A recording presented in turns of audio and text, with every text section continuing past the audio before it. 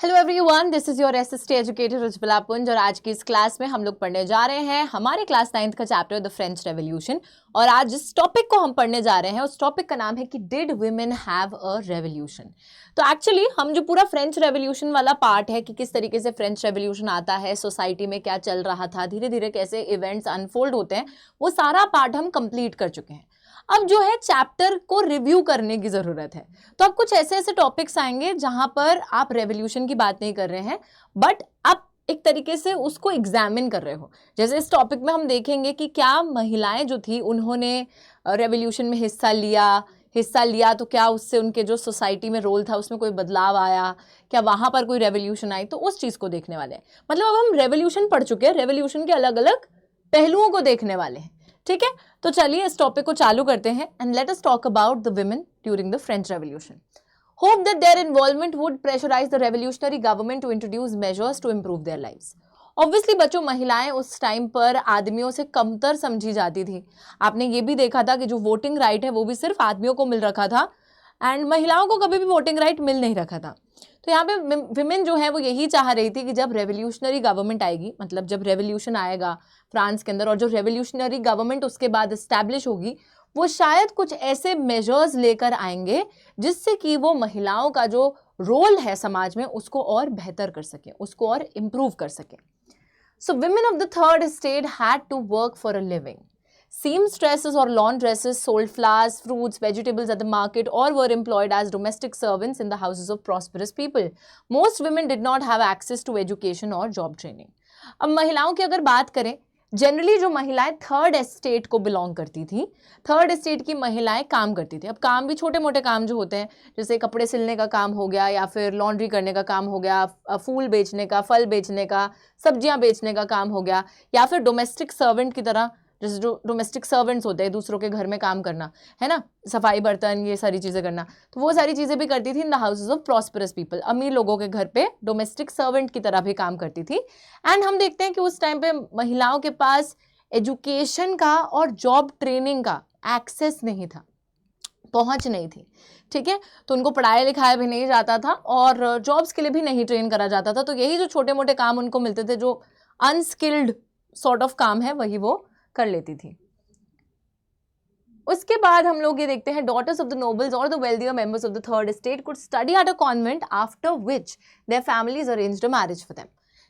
तो third state की महिलाएं जो बेसिकली गरीब थी, उनके अगर हम देखें तो वो पढ़ लिख नहीं रही हैं, वो जॉब ट्रेनिंग नहीं कर पा रही हैं, तो उन्हें छोटे मोटे काम करके अपना गुजारा करना पड़ रहा है।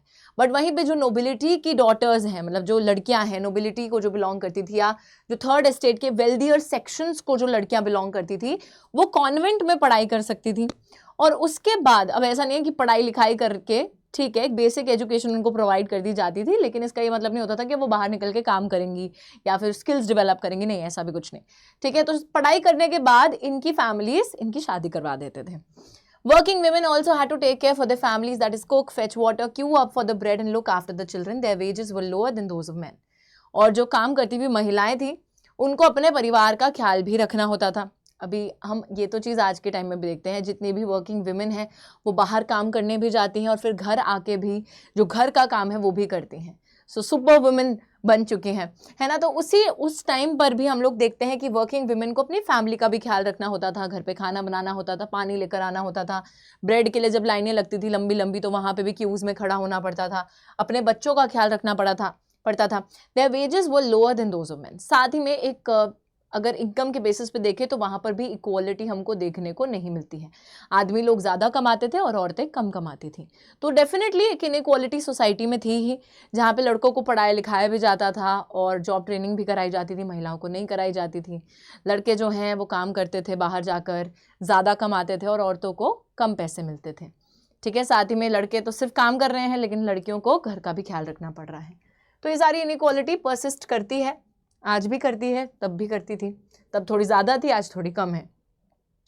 Okay, women started their own political clubs and newspapers and 60 women's clubs came up in different French cities. अब ऑब्वियसली महिलाओं ने अपना जो रोल है सामाजिक उसको भी सुधारने के लिए खुद से काम करा, तो ये लोग अपने खुद के पॉलिटिकल क्लब्स बनाने इन्होंने चालू कर दिया, अपने खुद की अखबारें छापनी चालू कर दी, 60 women's clubs came up in different French cities. तो यहाँ पर हम देखते हैं कि अलग अलग 60 women's clubs जो हैं अलग अलग फ्रेंच सिटीज़ में हमको देखने को मिलते हैं, जिसमें से 2 बहुत ज़्यादा फेमस है. एक का नाम है the society of revolutionary and republican women. तो first is this one. The society of revolutionary and republican women was the most famous. अच्छा, तो ये तो बहुत ही ज़्यादा फेमस था. एंड मेन डिमांड इनकी थी to enjoy the same political rights as man. Main मांग जो इन विमेंस क्लब की होती थी या फिर महिलाओं की उस टाइम पे यही थी कि हमें बहुत बेसिक सी डिमांड है कि जो आप अधिकार, राजनीतिक अधिकार आदमियों को दे रहे हो वो हमें भी दे दो. इसमें क्या गलती है? इस चीज़ को मांगने में या इस चीज़ की डिमांड करने में देयर इज नथिंग रॉन्ग. और वही वो बेसिक सी चीज़ मांग रहे थे. अब देखिए होता क्या है. Demanded the right to vote, to be elected to the assembly and to hold political office. तो कुछ बहुत बेसिक डिमांड्स करते हैं. मतलब यहाँ पे आपने देखा ही था कि ये इक्वल पॉलिटिकल राइट्स मांग रहे थे कि जितने पॉलिटिकल राइट्स एज मैन, है ना, कि जितने आदमियों को पॉलिटिकल राइट्स मिलते हैं हमें भी उतने पॉलिटिकल राइट्स मिल जाए. तो यहाँ पे देखिए कौन कौन से पॉलिटिकल राइट्स मांग रहे हैं. ये कह रहे हैं कि राइट टू वोट का अधिकार मिल जाए, असेंबली में इलेक्ट होने का अधिकार मिल जाए, पॉलिटिकल ऑफिस में आने का अधिकार मिल जाए, क्योंकि उस टाइम पॉलिटिक्स सिर्फ आदमियों तक ही सीमित थी. अगर कोई पॉलिटिक्स में जा सकता था तो those were only men could do that, women could not do that. So यहाँ पर वो सिंपल सी चीज़ बोल रहे हैं कि हम भी लीडर्स बन सकें, हम भी पॉलिटिकल ऑफिस के इलेक्शंस में खड़े हो सकें, हम भी वोट कर सकें. तो बहुत बेसिक सी चीज़ें मांग रहे हैं. So in the early years, the revolutionary government did introduce laws that helped improve the lives of women. तो early years में यानी कि शुरुआती सालों में रेवोल्यूशनरी सरकार जो थी, यानी कि बच्चों जो 1789 के बाद गवर्नमेंट एस्टैब्लिश हुई थी, उसने कुछ ऐसे मेजर्स ज़रूर इंट्रोड्यूस करे जिससे कि थोड़ा सा बदलाव महिलाओं के जीवन में देखने को हमें मिलता है. कौन से चेंजेस थे, चलिए ये देखते हैं. So creation of state schools and schooling was made compulsory for all the girls. तो रेवोल्यूशन से पहले तक आपने देखा कि ऑल्दो नोबल्स और जो वेल्दियर क्लासेस हैं थर्ड एस्टेट की, उनके घर की लड़कियां तो पढ़ाई लिखाई कर पा रही हैं, लेकिन जो गरीब तबका है वहां पर महिलाओं को अभी भी पढ़ाई का एक्सेस नहीं है. इसी वजह से रेवोल्यूशनरी गवर्नमेंट ने स्कूलिंग को कंपल्सरी कर दिया फॉर ऑल द गर्ल्स. ठीक है, तो स्टेट स्कूल्स यानी कि सरकारी स्कूल बनाए गए और वहां पर स्कूलिंग को सारी लड़कियों के लिए कंपल्सरी कर दिया. तो चलिए एक चीज तो है कि स्कूलिंग कंपल्सरी हो गई, सबको एटलीस्ट बेसिक एजुकेशन तो मिलेगी. Their fathers could no longer force them into marriage against their will. पहले क्या होता था, पढ़ाई लिखाई करते ही चलो शादी करवा दो, अरेंज करवा देते थे शादी, और शादी करवा देते थे लड़कियों की काफी कम एज में.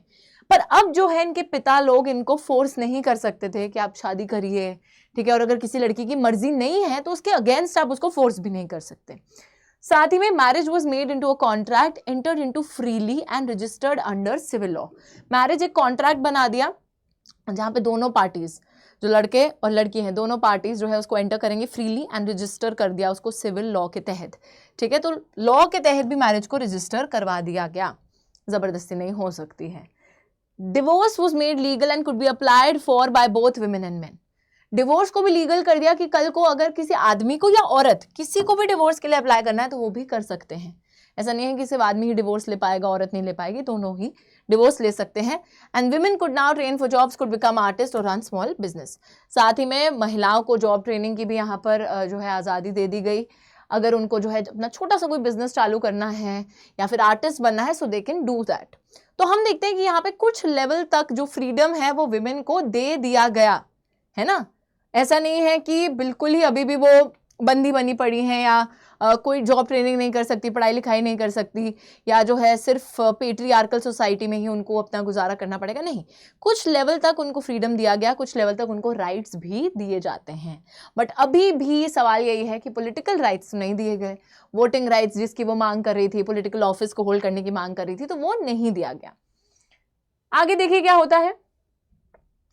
अब जब रेन ऑफ टेरर आता है, during the rain of terror, यानी कि जब, तो ये सब अभी जो हमने पढ़ा ना वो तो वो नेशनल असेंबली के टाइम पे हो रहा था, जब नेशनल असेंबली पावर में आई थी, जैसे ही फ्रांस में रेवोल्यूशन आया था उसके बाद में. पर जब फिर पावर को एक्वायर जैकोबिन क्लब के मेंबर्स कर लेते हैं, यानी कि कन्वेंशन का रूल आता है, तो उस समय के दौरान the new government issued laws ordering the closure of women's clubs and banning their political activities. Many prominent women were arrested and a number of them were also executed. तो यार यहाँ पर देखिए करी कराई पे फिर से पानी फिर जाता है. अभी तक although there was a certain kind of freedom that women got after the revolution, है ना। कुछ तो फ्रीडम उनको मिली थी, पॉलिटिकल क्लब्स उन्होंने खोले थे, अपने न्यूज़पेपर्स वो छाप रही थी, थोड़ी बहुत आज़ादी उनको जो है रेवोल्यूशनरी गवर्नमेंट ने भी दे दी थी। बट जैसे ही मैक्सिमिलियन रॉबेस्पियर की सरकार आती है, कन्वेंशन आती है और रेन ऑफ टेरर, जहां पर वो काफ़ी कंट्रोल और पनिश कर रहे थे लोगों को, तो इस पीरियड के दौरान जितने भी पॉलिटिकल क्लब्स महिलाओं ने खोल रखे थे उनको बंद करवा दिया गया।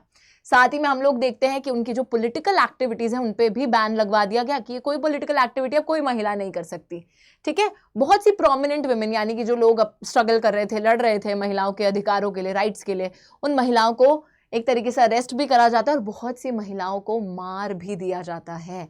तो इस टाइम पे मार तो रही थे पकड़ पकड़ के लोगों को, तो वही, तो जो भी रिपब्लिक के खिलाफ जा रहे हैं उन महिलाओं को मार भी दिया गया। फाइनली बच्चों 1946 में महिलाएं जो है फ्रांस की, उनको राइट टू वोट मिलता है।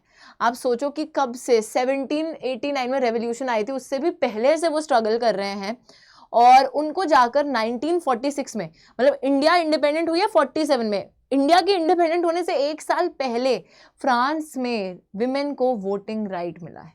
तो इट वॉज दैट लेट, मतलब इतना समय लग गया कि वो स्ट्रगल करते रहे, बोलते रहे कि we also need the same political rights, but मिले नहीं। And after such a long time they got the right to vote, मतलब एक बेसिक सा राइट। तो वही बात है कि महिलाएं और आदमियों के बीच में हिस्टोरिकली इतना ज़्यादा भेदभाव करा गया है, इतना ज़्यादा भेदभाव करा गया है कि आज भी स्थिति जो है वो थोड़ी गड़बड़ है। ऑल्दो बहुत इंप्रूव हुई है, बट स्टिल वो हिस्टोरिकली जो चीज़ होती है ना वो चलती आती है। तो कहीं ना कहीं वो स्थिति आज भी गड़बड़ है और कहीं ना कहीं पे women face these things still, like even today, है ना। So we see this thing. चलिए, तो इसके साथ हमने देखा कि क्या महिलाओं की रेवोल्यूशन आई थी। सो वी सॉ किया, of course they like fought for it, they made the political clubs, वो जो है स्ट्रगल भी कर रहे थे, but after a long period of time they actually got what they wanted. That was in 1946 that they got the basic right to vote, for which they actually struggled for a very very long time. ठीक है, अभी हम next session में slavery की बात करेंगे और slavery किस तरीके से चलती थी उस टाइम पे, जैसे गुलाम बना लिए जाते थे लोगों को और कैसे वो स्लेवरी अबॉलिश होती है। तो वो सारी चीज़ें हम लोग अगले सेशन में देखेंगे। तब तक के लिए टेक केयर एंड बाय।